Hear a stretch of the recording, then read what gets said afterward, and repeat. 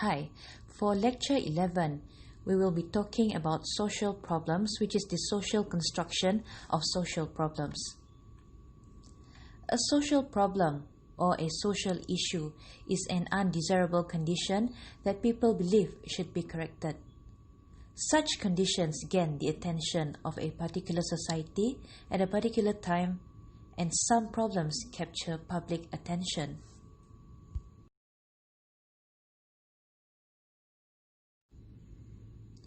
What is social about a social problem?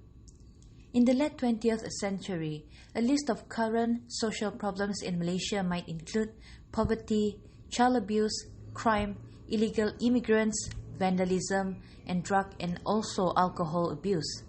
It is not obvious what these have in common, except that they are the subject of current concern. The fact that the capturing of public interest, anxiety, or concern is probably the best place to start, since it suggests that one answer to what is social but a social problem is that such problems have gained a hold on the attention of a particular society at a particular time. There is a point in stressing the word particular here. Other societies may be preoccupied by other problems. What commands public attention in Germany, the United States, or China, for example, is likely to be different in at least some respects to what is a current social problem in Malaysia. It is also true that if we looked back at earlier historical periods, only some of the list of current social problems would be visible then. There are two possible explanations for such differences. One is that social problems change. If in the late 19th century there were no poor people, then we would not expect this to have been discussed as a social problem. The second reason is that what is perceived as a social problem may change. Thus, there may indeed have been people who were poor in the late 19th century, but their situation was perceived not as a social problem, but rather as a fact of life, or as the consequence of mere individual misfortune, neither of which would make it a social problem.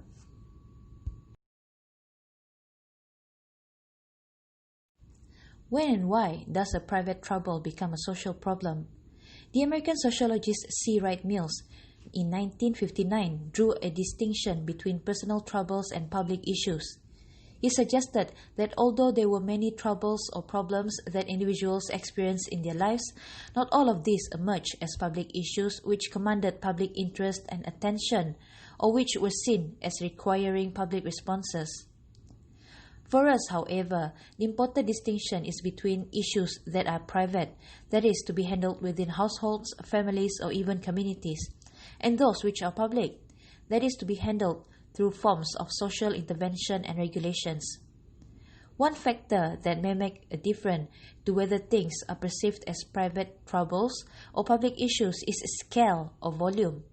If only a few people experience some form of trouble, then it is likely to remain a private matter and not attract public concern. If, however, large numbers of people begin to experience this same trouble or fear they might, it may become a public issue. For example, COVID-19. The numbers involved provide only part of the explanation why a trouble becomes a public issue. The social and political status of those experiencing a trouble also affects its visibility. In other words, the scale of a trouble is not by itself a sufficient condition for understanding why the trouble becomes a public issue. We also need to understand the social context in which it occurs. It links to other current issues and values, and we need to think about who is involved and how they are perceived in terms of their social standing and significance. For example, when a famous celebrity in Malaysia were hospitalized with COVID-19, it was widely reported in the media and increased public attention and concern about COVID-19.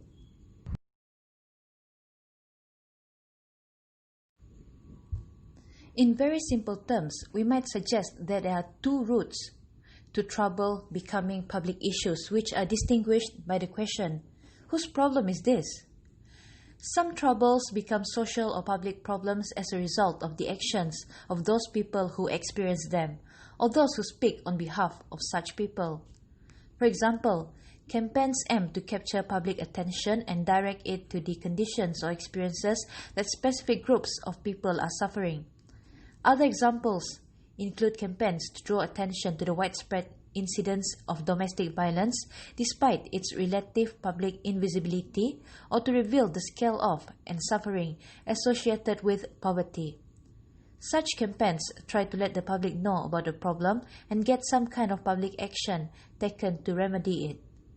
This route is built around the argument that people have problems. The second route is different, in that it is built around the argument that some people are problems. There are some types of people who are seen as a problem for others or for society at large, even if these people do not define themselves in the same way. For example, we might be able to identify groups of people who are seen to pose a threat or danger to society in some way, through vandalism or the noisy neighbors, mud trumpet, prostitutes, and so on. The demand here is that society does something about these people, police them, lock them up, treat them, and so forth. Sometimes, of course, the same problem might be identified through both of these routes. For example, if we examine squatter settlements as a social problem, it is possible to see it being defined as a problem that some people have and as a problem that some people are. In the first case, the problem is perceived as the lack of access to a basic human need, adequate accommodation, which results in these people suffering. The appeal is to a sense of social justice. Looking at it this way implies that steps need to be taken to reverse or compensate for the unfairness that results from particular social arrangements. In the second case, the problem of squatter settlements is perceived as a threat to everyday life. Squatter settlements are a health risk and spoil the look of our cities. Squatters are associated with crime and other perceived threats to the rest of the society. The appeal is to a sense of social order. Looking at it this way implies that those who do not conform to accepted norms or standards of behavior need to be taught or helped to do so.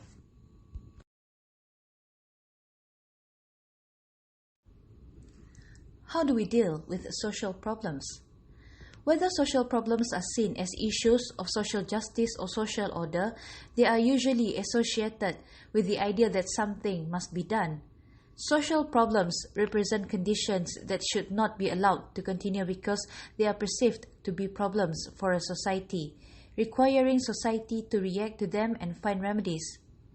The range of possible public responses is, of course, very wide. At one extreme, we have interventions that are intended to suppress or control social problems by locking people up, inflicting physical punishments on them, even in the most severe form, killing them. Such interventions are intended to stop social problems by means of controlling the people who are seen as problems. For example, the juvenile delinquents, drug takers, thieves, and the terrorists. Those who seek suppression and control of social problems are usually, but not always, associated with the view that social problems are a challenge or threat to social order.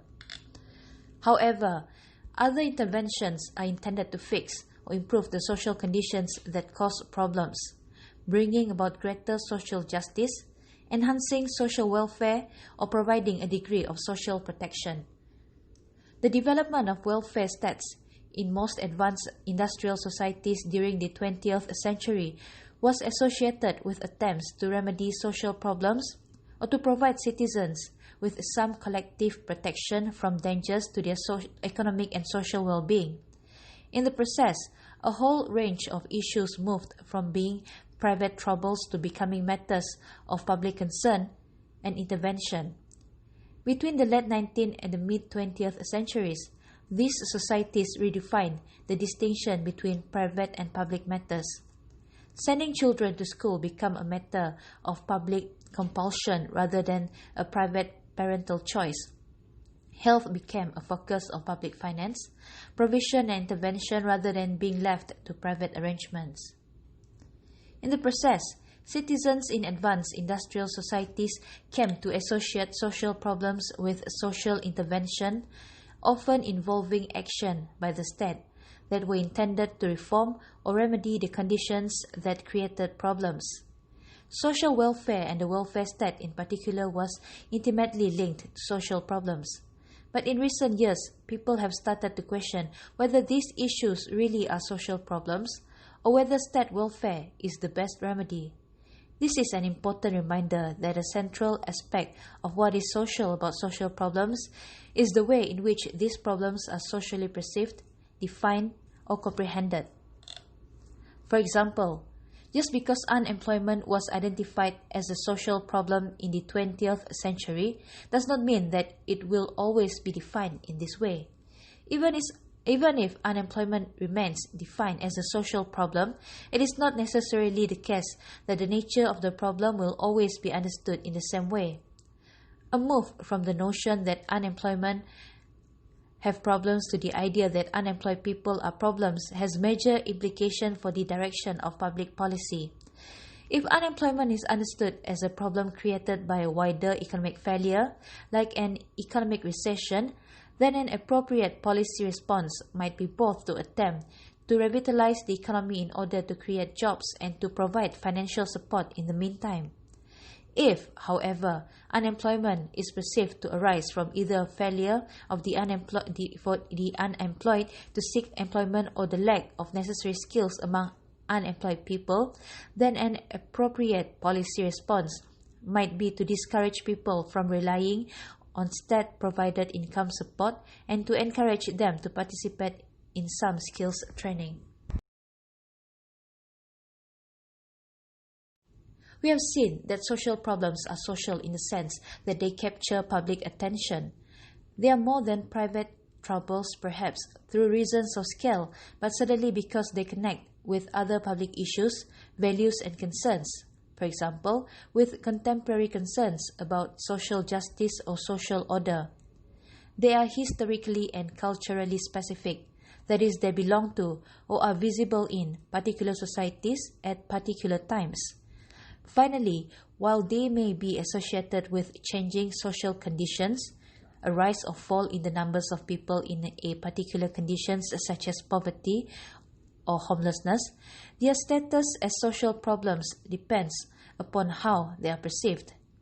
If, for example, a condition such as homelessness is seen as a matter of individual choice or misfortune, it is unlikely to be viewed as a social problem requiring public attention and action. So we can say that social problems are socially constructed.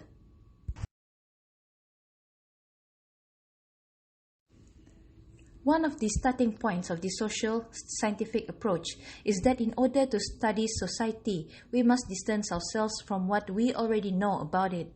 We need to become strangers in a world that is familiar. The defining characteristic of a stranger is that she or he does not know those things which we take for granted. Strangers require the obvious to be explained to them. In doing social science, then, there is a need to stand back from what we already know or believe and be distanced from or skeptical about those things which everybody knows. Let us go back to the list of current social problems mentioned at the start of the unit and look in more detail at the issue of poverty. What is it that everybody knows about poverty in our society? Here is an imaginary list of what everybody knows about poverty in Malaysia. There is little real poverty in Malaysia today. There are more people living in poverty now than in the 1970s. Nobody needs to be poor. Some people would be poor no matter how much you help them. Poor parents produce poor children. There are too many people in jobs with low wages. People wouldn't be poor if they knew how to manage better. Poverty acts as an incentive to try hard. Government policies have made the rich richer and the poor poorer. People have become too dependent on state handouts. People are stuck in poverty traps. And there will always be people who won't help themselves. We have seen or heard all of these statements. Each of them has been announced with the certainty of truth. What everybody knows turns out to be simultaneously oversimplified, complicated, and contradictory. Each statement constructs the problem of poverty in a different way and implies different types of causes. One contribution that social scientists are expected to make is to say, well, that may be what you think, but the real facts are. So it is, however, not quite so easy.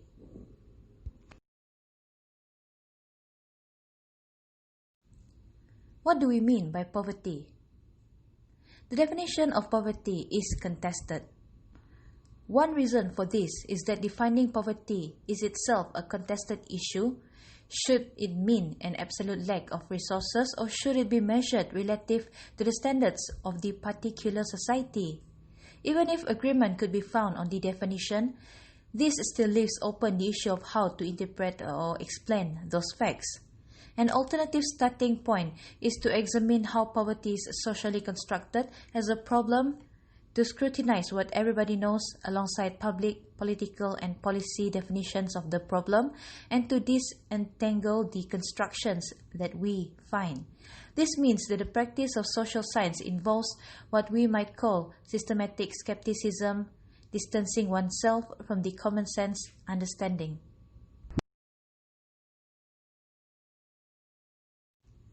Let us turn back to our list of statements about poverty and see if we can identify some of the key features of how poverty is socially constructed. The first striking feature is that there are conflicting definitions about whether or not poverty is a current social problem. Those who view poverty as meaning an absolute lack of resources can see no problem. Poverty simply does not exist in Malaysia, although it may do in other parts of the world. Such a view is contested by those who define poverty in relative terms and argue that poverty has, in fact, increased. For them, it is a growing social problem. This suggests that poverty is not simply a matter of academic definition, but is at the center of conflicting social understandings about whether people are really, truly, or genuinely poor. If we believe they are not, there is no social problem which requires attention or any social response. This is the first and simplest split in common sense debate about poverty. Is it a social problem or not?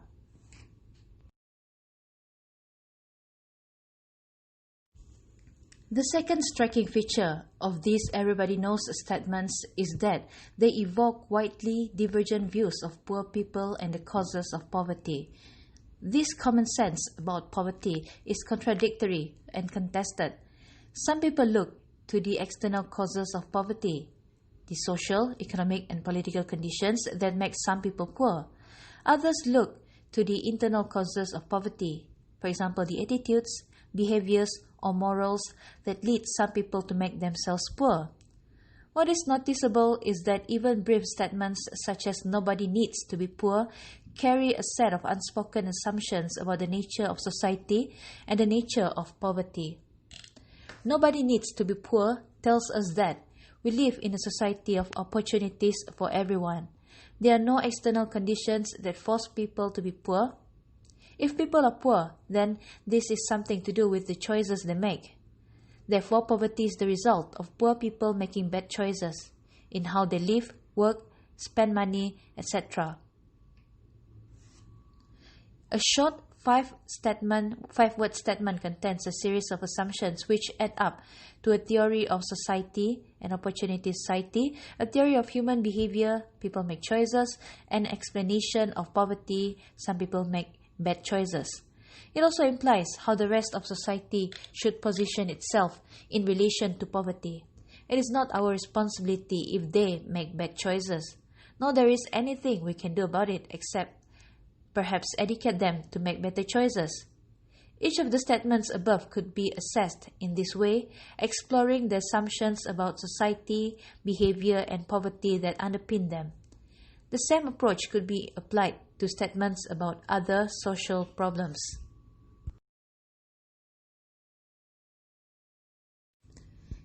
If we were to consider discussions which focus on lone parent families as a social problem, we would find ourselves confronted with comments like the rising numbers of single mothers indicate a moral crisis.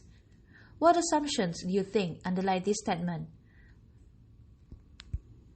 One thing that a social science approach can do by taking the perspective of the stranger is to examine the content of common sense statements about social problems and question the assumptions on which they are based. The statements about poverty that we started with are not just random or throwaway thoughts that people express on the spur of the moment. They are social claims, each one implying that we all share the assumptions contained within the statements, even though the assumptions are profoundly different and even contradictory. Common sense, used as a term to describe such statements of what everybody knows, direct our attention as social scientists to the underlying theories, perspectives, and assumptions that are mobilized through simple statements and claims. A society's stock of common sense can therefore be seen as a repository or storeroom of bits of knowledge on which people can draw in discussing society and its problems. One task for a social science approach is therefore to make an inventory of this repository, to catalog the bits and pieces of knowledge that people can and do draw on. If, for example, we were to go back to the issue of lone parents, we would need to take stock of other possible elements of common sense that are available when lone parents are discussed. In addition to moral crisis, we might need to catalog views about the irresponsibility of men, the changing pressures on family life, the causes of changes in divorce and marriage, and whether the same sorts of explanations apply to widowed, separated, and never married women, as well as to lone fathers. If we pursue this idea of common sense as a repository a little further, we can see another task for a social science analysis. The stock of this repository has been built up over time, having been deposited by previous generations and added to over time.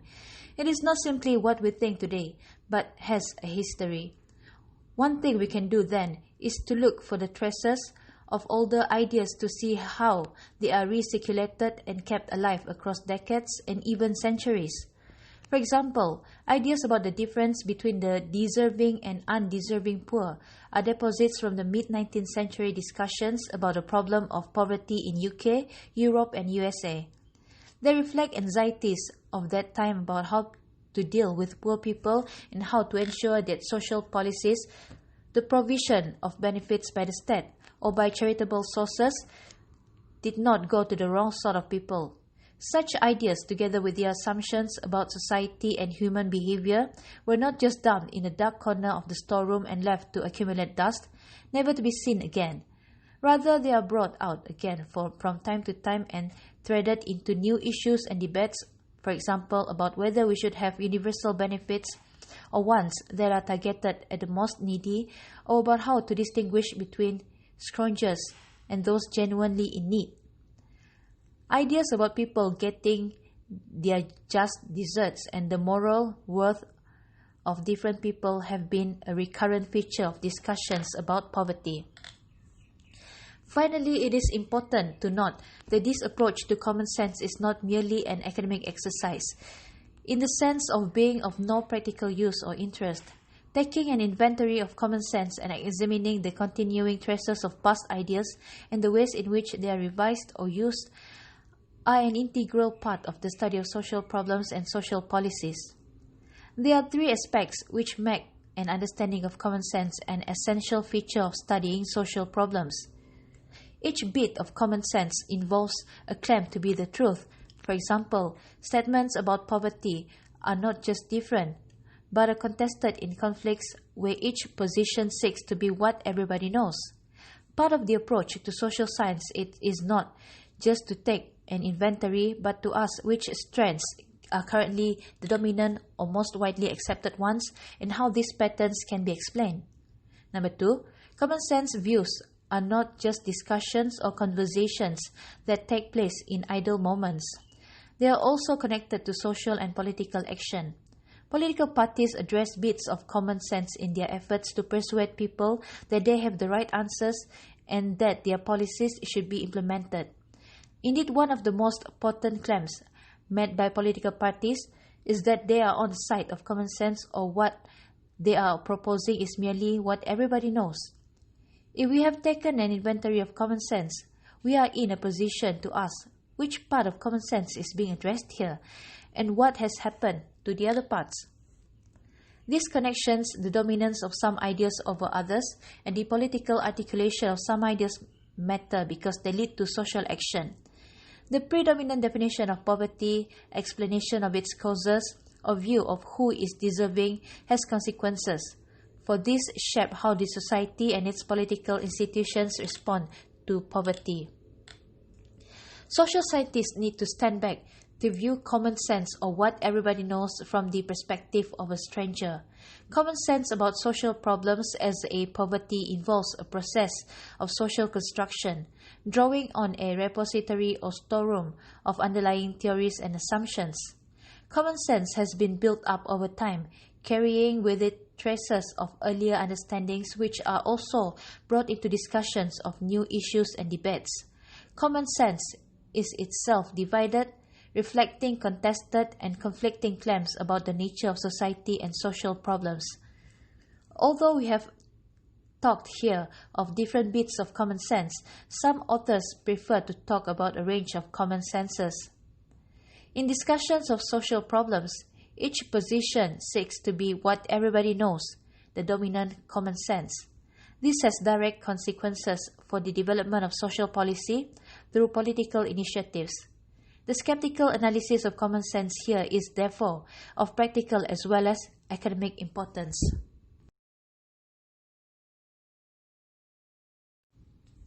If we can agree that poverty is a social problem, we are led to another question.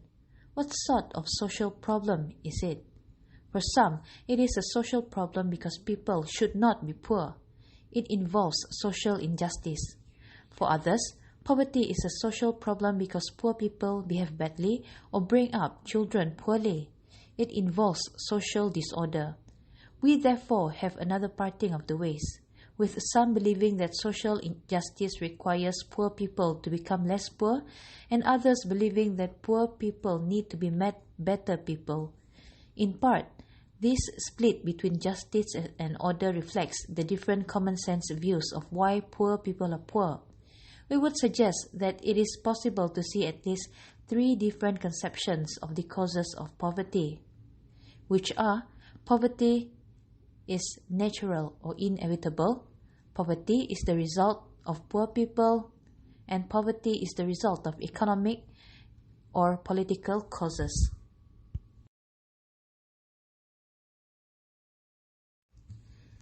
In the first conception of poverty, which is poverty as something natural or inevitable, there is a construction of poverty that identifies it as a necessary feature of social life.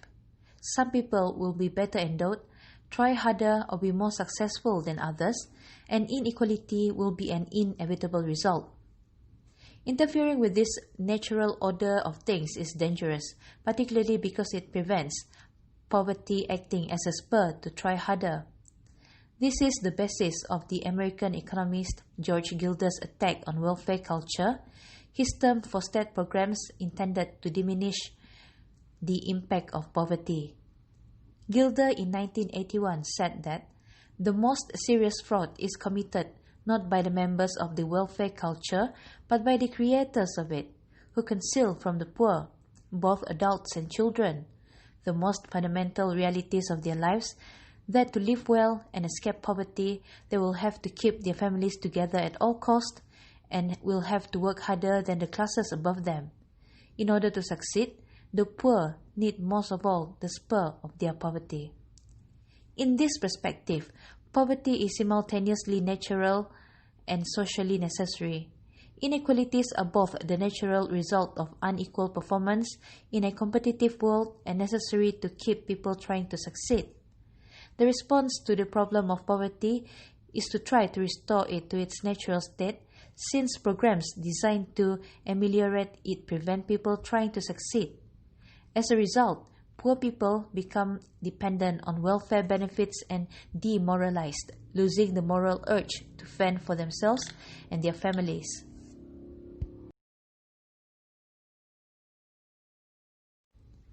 Secondly is poverty as the result of poor people. The second cluster of common sense ideas about poverty center around the theme that the character and behavior of some types of people causes them to be poor. Such people are in some way flawed. There may, of course, be different types of flaw, but poor people are distinguished from the rest of us by some characteristic that makes them poor.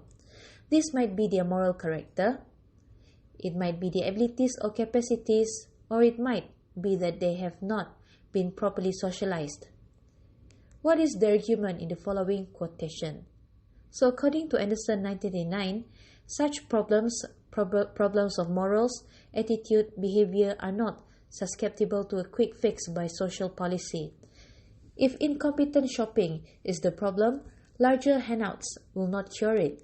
Higher subsidies will not reform bad budgeting. Whatever the behavior cause, be it isolation, lack of parental example in domestic economy, illiteracy, poor motivation, depression, self-indulgence, or incompetent expenditure by husband, those husbands selfishly not handing enough over to their wives, a failure to look beyond today, simply increasing social security expenditure will not solve it. To return to this particular perspective, it identifies the causes of poverty in the behavior, attitudes, and morals of the poor. They are separated from normal people by these flaws or failings. To stop being poor, they need to become more like the rest of us. This differentiation between the normal and others, sometimes described as deviant, is a recurrent feature of how social problems are talked about, both in everyday language and in academic analysis. Both are concerned to find the factor or flaw that distinguishes the normal from the abnormal. These issues often come up in discussions about disability, race, and sexuality.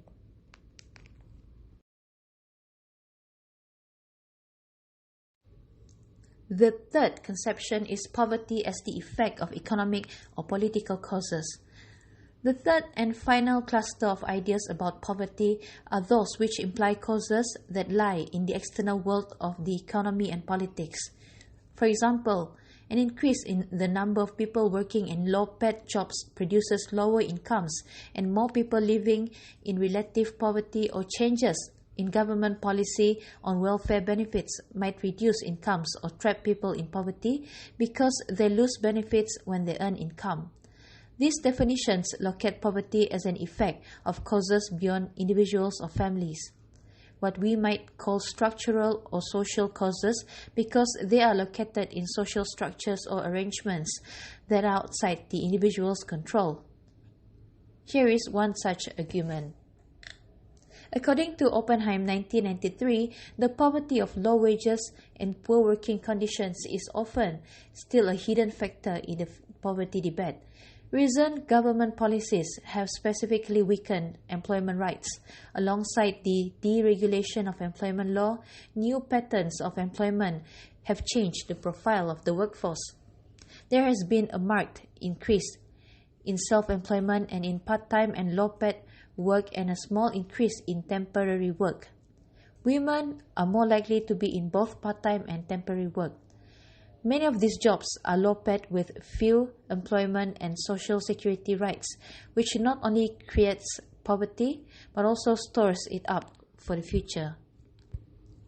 Although this says things about the people living in poverty, for example, that women are likely to be affected by low-paid and poorly protected employment, it does not treat poverty as being the result of the intrinsic characteristics of such groups, but rather as the consequence of economic and political arrangements.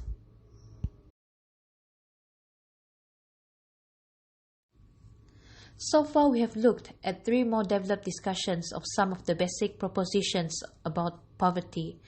These three examples could be multiplied. There is a variety of explanations of poverty that we could have used. However, these 3 allow us to reflect a little on the relationship between social science discussions of social problems and common sense understandings. It is worth starting with some of the differences. Even these brief extracts from books and articles indicate that social scientists take longer to say things than the rather concise common sense statements that we looked at earlier. Pessimists might say that this is simply evidence of social scientists being long-winded, but we believe that there is something else involved here. In each case, what is being presented is an argument rather than an assertion. Put simply, the authors are trying to set out a series of connections which explain why one thing is connected to or causes another. They make explicit what are implicit in the common sense statements. In particular, they make explicit causal claims about why poverty occurs. On the other hand, these are still arguments. The difference between social science and common sense is not an absolute divide between opinion and science, where science guarantees truth. We have here 3 social scientists, and we could have had many more with very different perspectives on the problem of poverty. While each of them would like to have their explanations seen as the truth, none of them can be certified as the truth merely by virtue of their being written by a social scientist. As with common sense, social science is characterized by competing and contested perspectives. Social science approaches also raise the questions of evidence. Although the brief extracts that we have used above do not present statistical data or other sorts of information, they nevertheless raise the possibility in different ways. Gilder's argument that to escape poverty, the poor need to keep their families together could be tested against some sort of empirical evidence. For example, is there evidence that families with divorced or separated parents are unable to escape poverty? There is a wide variety of different perspectives within the social sciences, providing different theories to explain social phenomena. Some of these emphasize individual characteristics or choices, some stress familial patterns, while others draw attention to structural or societal conditions and processes. These are the competing perspectives or theories, but there is also an issue about how to approach the study of social problems. The emphasis is to examining the diverse ways in which social problems are socially constructed, the ways in which they are defined, understood, made sense of within society. These social constructions may be in the form of common sense knowledges, political ideologies, or social science perspectives, but they all contribute to the shaping of how social problems are constructed. A central issue for a social science approach, then, is the work of deconstructing them, making them strange rather than obvious, and examining the assumptions about society, people, and problems.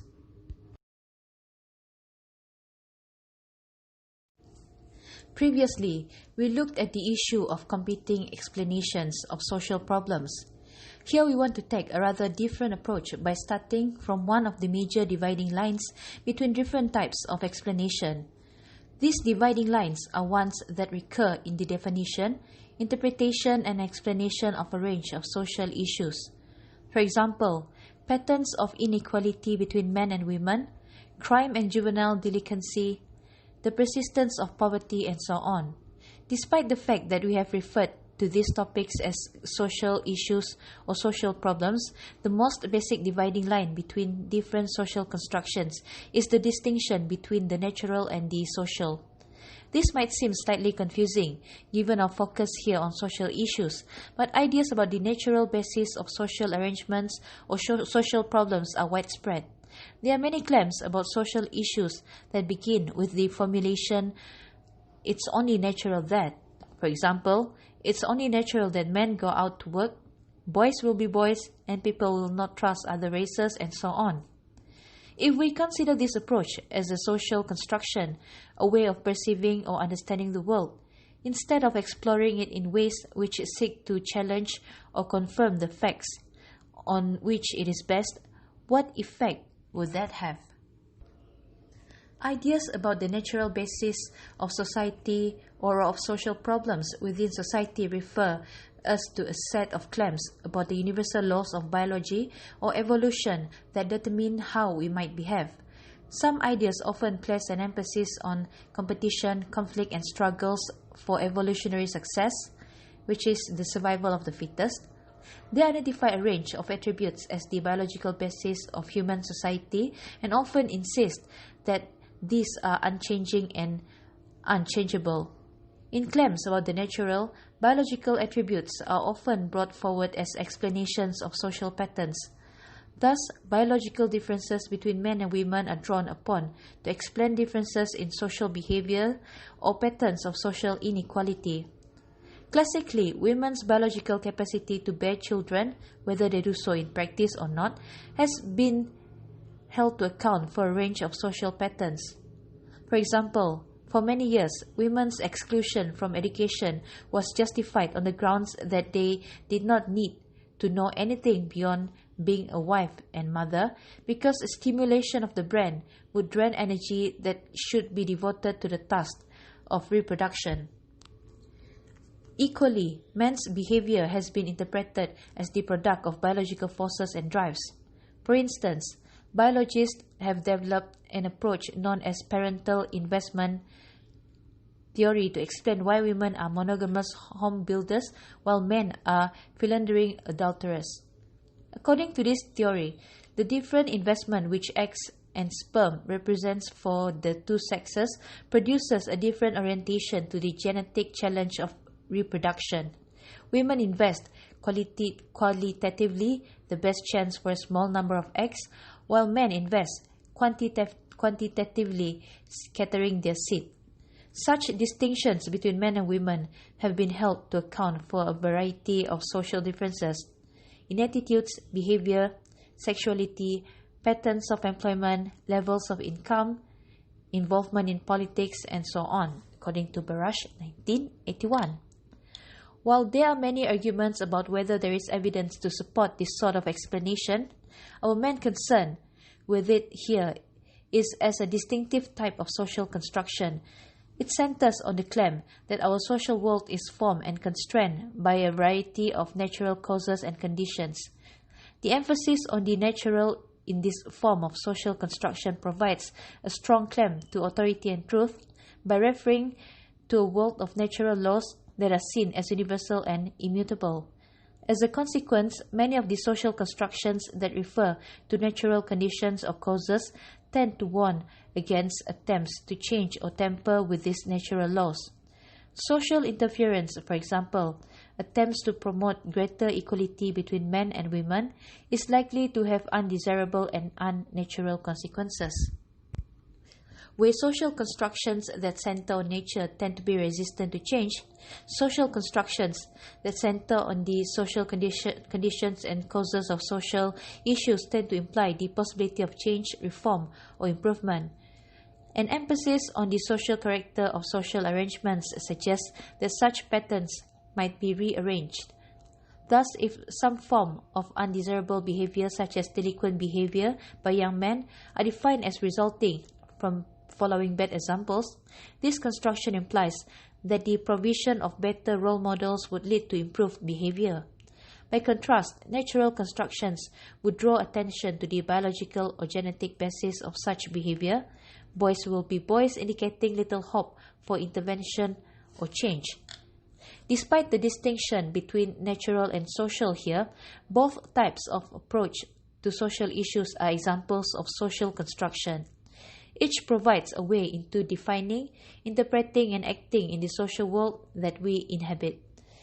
Each also provides a framework within which events, actions, and types of people become meaningful and which allows us to position ourselves in relation to them. However, the distinction between natural and social orientations is a significant one because of their different explanations of social behavior. Different policy conclusions will also be drawn.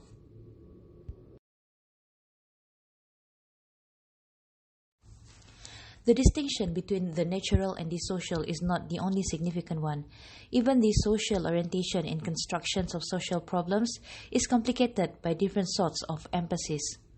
The growth of social science since the late 19th century has ensured that a variety of competing theories, disciplines, and perspectives are available to us in our attempt to make sense of social problems. Such theories have made their way into the realm of everyday or common sense constructions. We all know bits of economic theory, bits of psychology, and even bits of sociology. For the purposes of this unit, the most useful way of distinguishing the differences in this approach involves considering different levels of explanation. Constructions that stress the social conditions and causes of social issues might begin with the level of the individual, looking at character, personality, aptitudes, etc. Others might focus on the family or kin group of the individual, how he or she is socialized, what behaviors, values, outlooks are learned or acquired in the family setting.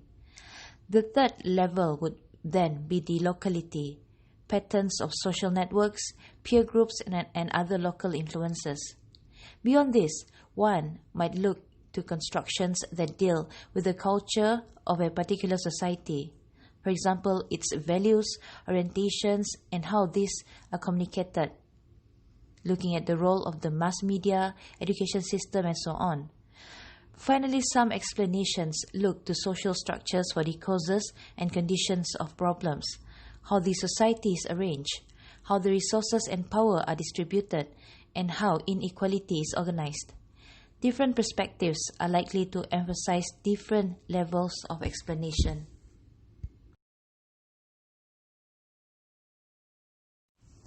Let us take another social issue, which is the unemployment. Here are some of the common social explanations and research perspectives that might be taken. For individual, explanations might address either the attitudes or capabilities of unemployed individuals. Are they actively looking for work? Or are they work avoiders? Have they got the sorts of technical and social skills that employers are demanding? Next is the family. Has their upbringing or socialization prepared them adequately for the world of work? Have they got the right outlook? Are there family networks that help or hinder them in obtaining work? And then, for locality, are there particular possibilities or problems in the local pattern of employment? Are people part of a local culture that makes them less employable or less interested in work? Some people talk about local cultures of poverty which pass on attitudes that make people less likely to look for or get jobs. And then cultural. Do values in the wider society stress the merits of being employed? Do they promote responsibility? Or do they encourage dependency and idleness? As for structural, whose interests are served by unemployment? Does unemployment make labor cheaper or more manageable for employers? Why does the level or scale of unemployment change in different periods? We do not intend this to be an exhaustive survey of all the different types of social explanations of unemployment, but we hope it illustrates the range and the way in which different levels provide a focus for such social explanations. A similar exercise could be undertaken for natural constructions of unemployment and its causes. Are some people naturally lazy or resistant to work? Is human nature itself pleasure-seeking and work-avoiding? Do some people fail to respond to the sticks and carrots needed to make people work? It is worth taking a little time to reflect on what we have discovered so far, starting from what everybody knows about a social problem, or what are sometimes called the common sense understandings, allows us to see a number of things if we apply the skepticism of being a stranger in our own society. First, there is a question about whether particular issues are commonly understood to be social problems. Second, we can see that common sense understandings are not cut from a single cloth. In the case of poverty, we have seen that there are different views of poverty and its causes which pull in different directions. This suggests that there is no absolute or clear-cut distinction between everyday or common-sense talk about poverty and academic analysis and arguments, a point to which we will return later in this unit. Third, we have seen that these multiple perspectives are not only different, but that they are contested. That is to say, they aim to establish themselves as the correct explanation, superior to others. These different perspectives are engaged in conflict about how to define and explain poverty. Fourth, each of the brief quotation announces its claim to be the correct or true understanding of poverty in different ways. Let us look back at how this was done. The quotation from George Gilder talks about how fundamental realities are concealed from the poor. Anderson talks about how some suggested solution, that is, those from other perspectives, do not address the causes that he has identified. Oppenheim talks about low-paid and poorly protected employment being a hidden factor which is revealed by her arguments. Each of them tells us about why they are superior perspectives. We can therefore suggest that particular social constructions of social problems attempt to establish themselves as true.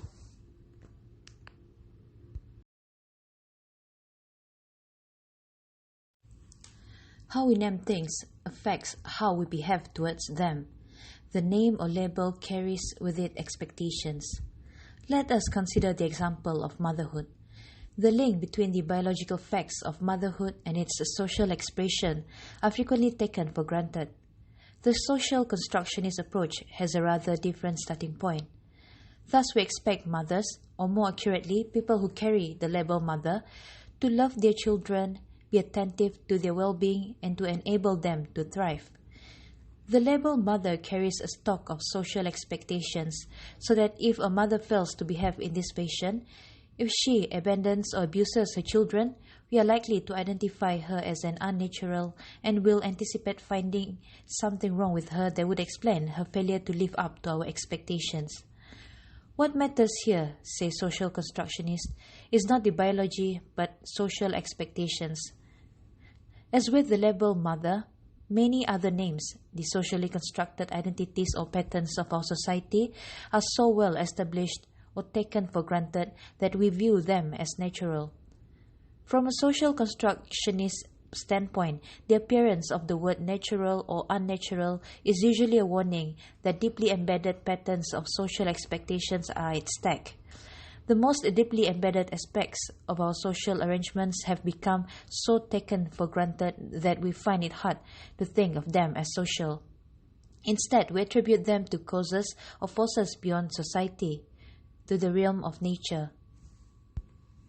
The point here is not to deny that there are important biological or natural differences between people, or even to deny the existence of certain shared biological drives. As everybody knows, for example, we all have to eat. Rather, it is positively to affirm the importance of the ways in which such differences are given meaning through processes of social construction. Thus, the person who gives birth to a child is called a mother, although of course it is also possible to become a mother through adoption. However, it is not clear that the same assumptions are made about the behavior that follows from this biological relationship in all societies, at all times, or in all classes. In contrast to the model outlined above, for example, in some societies, infanticide has been an acceptable form of birth control.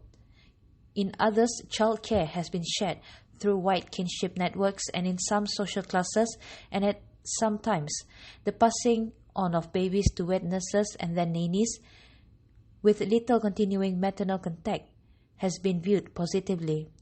Licensed forms of abandonment might also include the sending of children to boarding school at an early age. In all of these contexts, it is the social expectations rather than the biological necessity that matters. In broader terms, what matters is the various ways in which a bundle of natural material called the body is given a social meaning.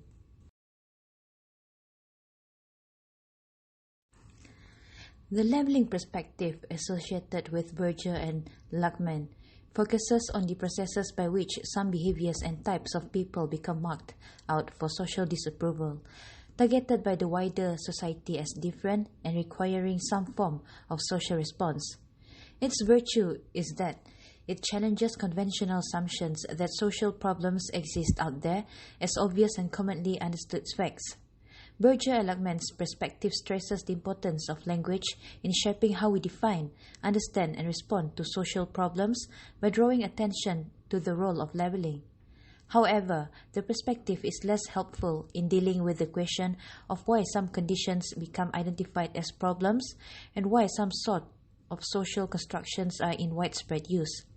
One of the ways in which the labeling perspective has been developed is through linking social construction to issues of social interest, power, and ideologies. In this view, societies are characterized by patterns and inequality between social groups, for instance, between different classes, between men and women, or between different ethnic groups. Groups in dominant positions in society will try to use sets of ideas that legitimate existing arrangements and their positions within them. For example, groups or classes who control a large share of a society's wealth are likely to spread ideas about the necessity or even desirability of these patterns of economic inequality. They may refer to the fact that wealth reflects social virtue or accomplishment. They may argue that inequality is necessary to encourage everyone to strive to be successful. They may argue that wealth is a responsibility held in trust for future generations. Such sets of ideas that legitimate advantageous positions tend to be called ideologies. Similar ideologies have been used to justify the inequalities between men and women, whereby some said that men are stronger, better thinking abstractly, and women are better at caring or need to conserve their resources for the demands of childbirth and so on. As both these examples suggest, one common feature of such ideologies is that they claim that existing social arrangements are legitimate because they are natural and therefore both desirable and unavoidable.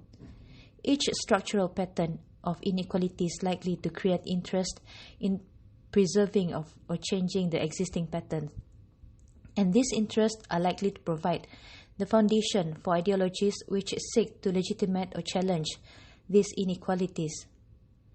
This is the most simple view of ideology, as a set of ideas which attempt to legitimate or challenge social position and inequality.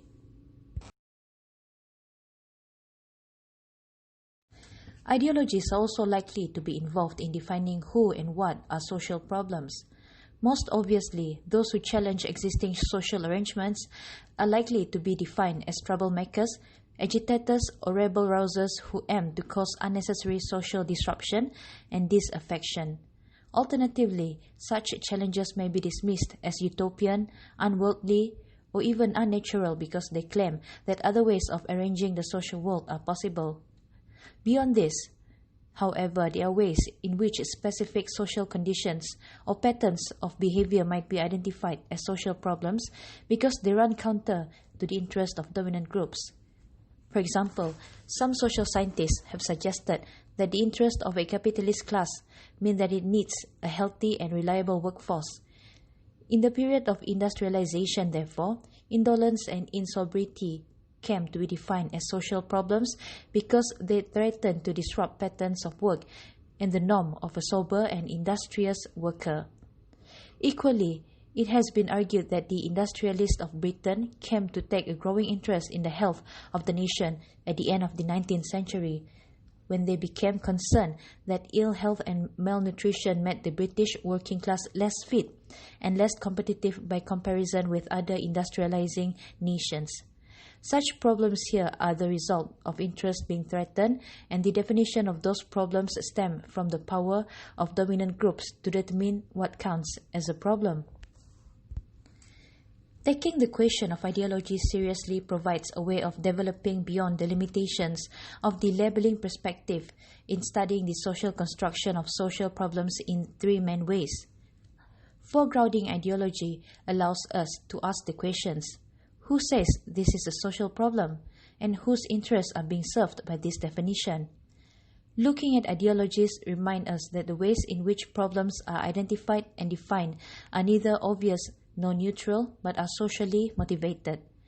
The issue of ideology also directs attention to what sorts of solutions are being proposed or are implied in the way the problem is constructed. These too are socially motivated. The idea of conflicting ideologies provides a reminder that there is usually more than one definition of social problems in play, both in the definition of what conditions are social problems and about how any particular problem should be defined and understood. That is all for the semester, and thank you for your attention throughout this whole semester.